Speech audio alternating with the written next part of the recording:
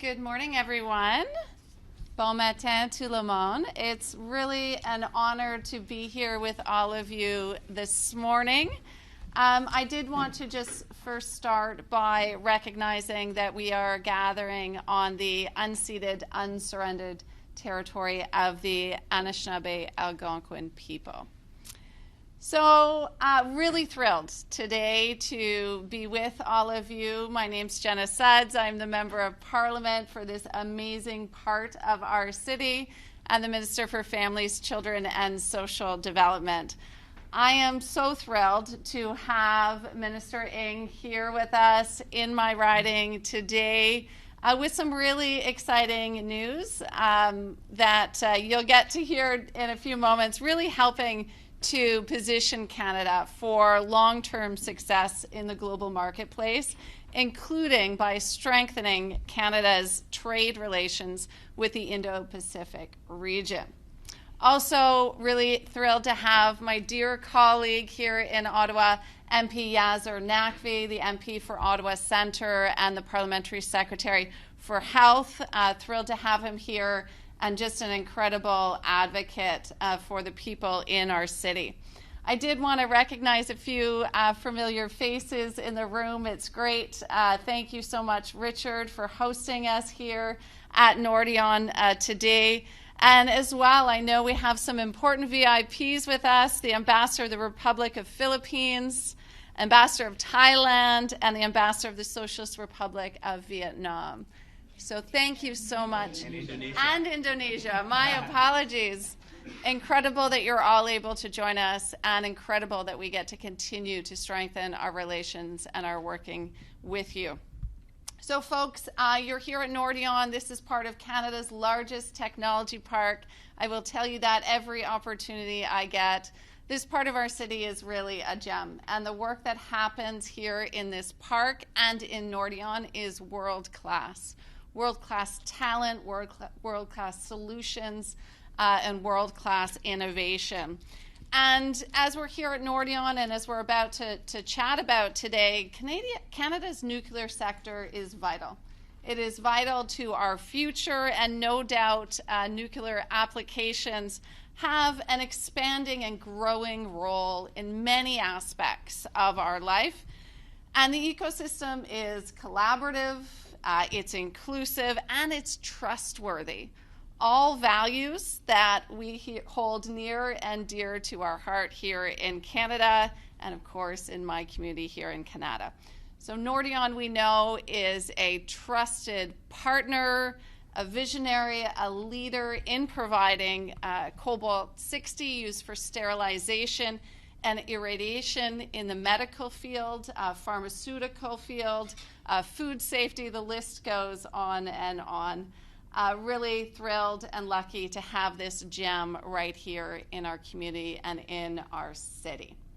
So with that, I have the great pleasure of passing the baton to Minister Ng, and sincerely excited for the great news that she's going to share with us here this morning.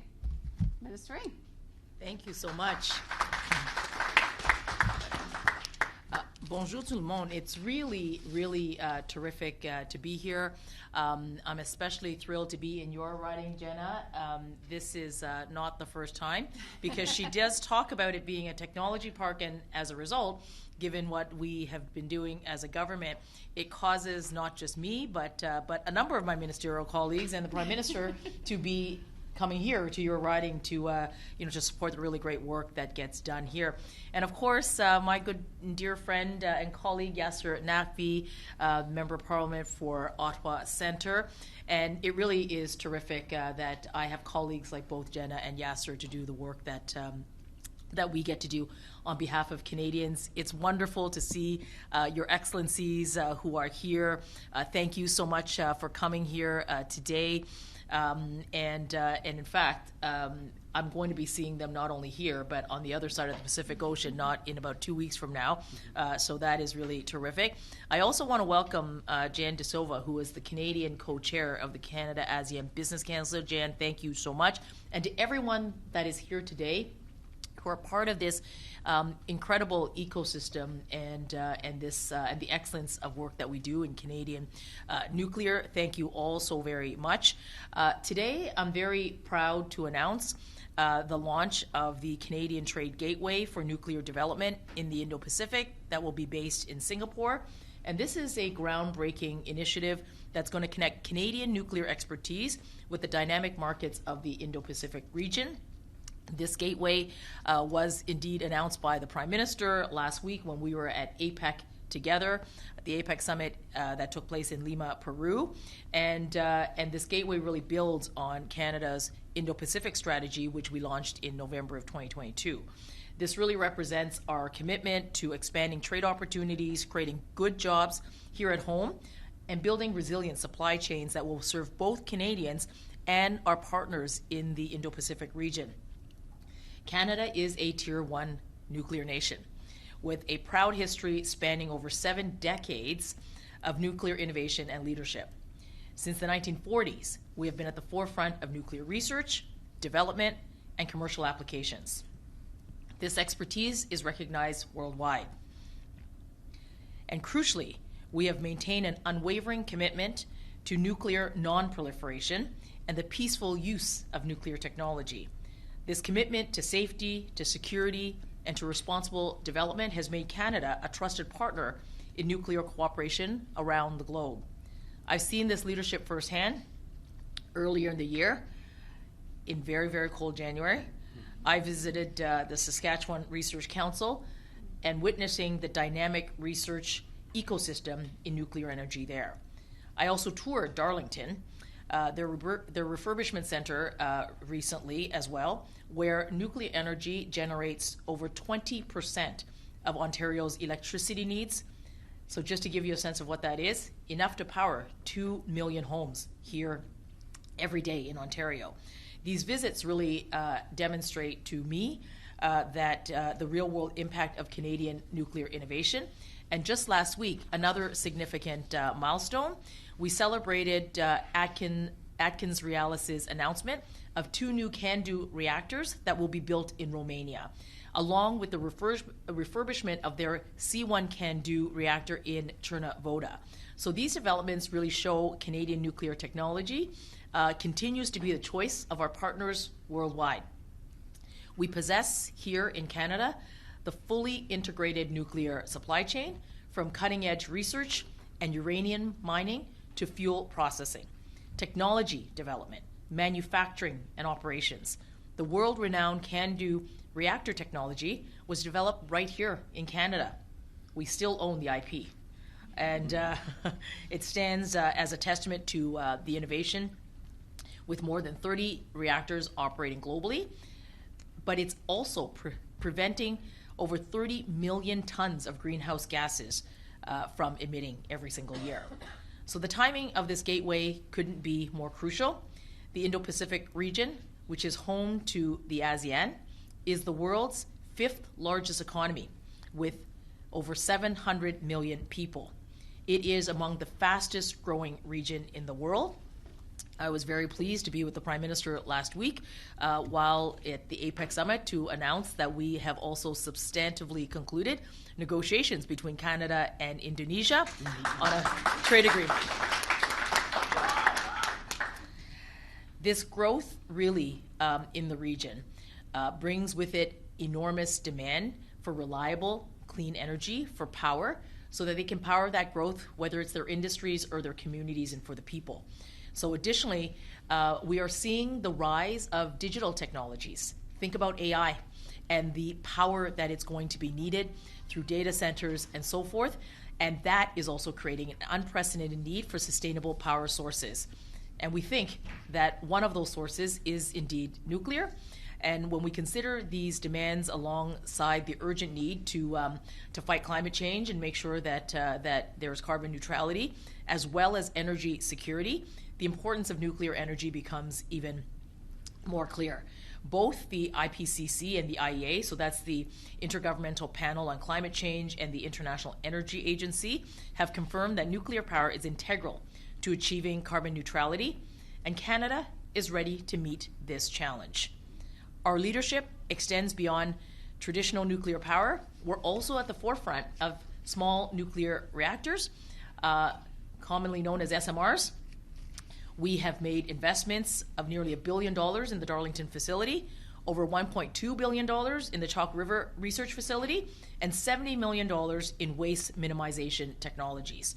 The SMRs are smaller, more reliable, and adaptable to the various settings, from metro areas to remote and rural communities, therefore adding to what is the future of nuclear energy. And in fact, when I was in Saskatchewan, that's exactly what I was seeing developed there. In addition to the energy, we're here. We're here at Nordion today. We're a world leader in medical isotopes. So companies like Nordion exemplify through your 60-year history of successful exports already to those very markets, represented by their excellencies already, in addition to other markets in the Asia-Pacific as well as into ASEAN countries. Nordion has ambitious plans to double their isotope output by 2030, and this, I think, just further strengthens Canada's position in this critical sector. And your success story really demonstrates the tremendous potential for Canadian nuclear technology here in Canada, and certainly for the Indo-Pacific region. So this new gateway is going to facilitate opportunities using three approaches. First, we're going to create partnerships between Canadian businesses, regional stakeholders, and local institutions to develop nuclear capabilities and knowledge. We'll work closely with the Canada-ASEAN Business Council, the Canadian Nuclear Association, the Organization of Canadian Nuclear Industries, and the Canadian Nuclear Isotope Council. Second, it will leverage our post-secondary institutions that have expertise in nuclear, including the University Network of Excellence in Nuclear Engineering. Thank you to the post-secondary colleagues who are here today. And here to build capacity and expertise with partner nations. This knowledge exchange will ensure that the region will develop its nuclear sector, and when it does so with the highest standards of safety, security, and non-proliferation, because we will share that knowledge from Canada. And I'm hoping that what they will also do is to be able to co-develop the training and the skills needs for their people. Third, this gateway is going to provide a platform for Canadian companies to showcase their expertise and to connect with opportunities in the region. I am the trade minister, after all, so helping Canadian companies grow in the region is very much a part of the job. And by showcasing Canadian businesses, it will really provide that world-class Canadian nuclear expertise, technology, and safety standards. And I think together, we will be able to build a future powered by clean and by reliable nuclear energy. And as we face the challenges, it's the dual challenge of both climate change and energy security. This gateway will serve as a bridge between Canada and our innovation and the Indo-Pacific growth. It'll create prosperity, and it will create sustainability for all of our nations throughout the Indo-Pacific and here in Canada. So thank you so much. Merci beaucoup.